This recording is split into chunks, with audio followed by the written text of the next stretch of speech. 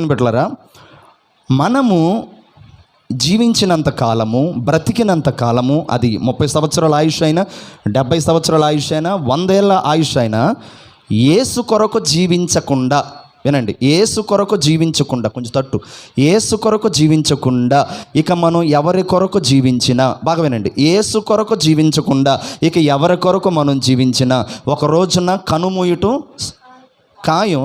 కనుమూస్తే నువ్వు ఏడకెళ్తావు అప్పుడు? నరకానికి వెళ్ళకుండా పరలోకానికి మనం వెళ్ళాలంటే ఖచ్చితంగా ఎవరి కొరకు జీవించాలి? యేసు కొరకు. యేసు కొరకు జీవిస్తే నాకేంటి సోదరా నువ్వు ప్రశ్న వేస్తే నేను నీకు చెప్పే ఆన్సర్ ఏంటో తెలుసా? వినండి. ఇప్పుడు యేసు కొరకు జీవిస్తే నాకేంటి? యేసు కొరకు జీవిస్తే నాకేం లాభం? నా కొరకు నేను జీవించాలి కదా, నా కుటుంబం కొరకు నేను జీవించాలి కదా, నా ఇష్టాల కొరకు నేను జీవించాలి కదా. యేసు కొరకు జీవిస్తే నాకు వచ్చేదేంటి? ఒకవేళ ఆ ప్రశ్న మీరు ఎవరికైనా కలిగితే, ఇదిగో దేవుడు ఏం చెప్తున్నాడు తెలుసా? నా కొరకు ఎవరైనా జీవిస్తే నేను వాళ్ళ కొరకు ఎన్ని ఘనమైన కార్యాలు చేయటానికైనా నేను పూనుకుంటాను అన్నాడు. కొట్టండి చప్పట్లో. దేవునికి స్తోత్రం.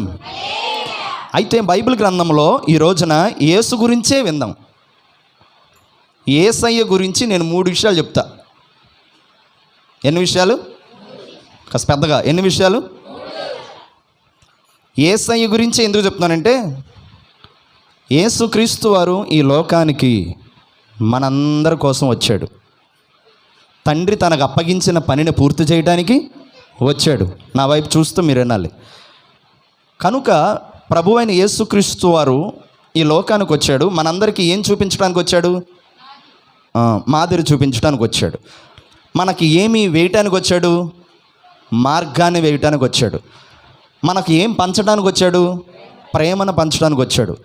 మనకి ఏం అందించడానికి వచ్చాడు? రక్షణను అందించడానికి వచ్చాడు.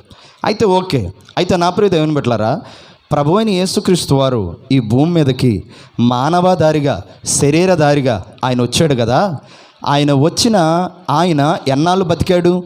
33.5 ఏళ్ళు బతికాడు. ఏ సంవత్సరంలో బాప్తీసం తీసుకున్నాడు? 30వ సంవత్సరంలో బాప్తీసం తీసుకున్నాడు. ఎన్నాళ్ళు తల్లిదండ్రుల సంరక్షణలో ఉన్నాడు? 30 ఏళ్ళ వరకు ఉన్నాడు.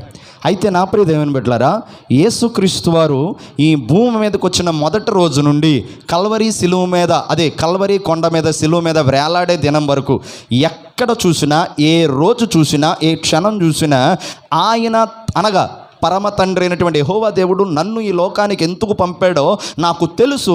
ఆ పనిని పూర్తి చేయడానికే నేను వచ్చా, ఆ పనిని నెరవేర్చడానికే నేను వచ్చా అని ప్రభువైన యేసుక్రీస్తు వారు ఆయన జీవించిన 33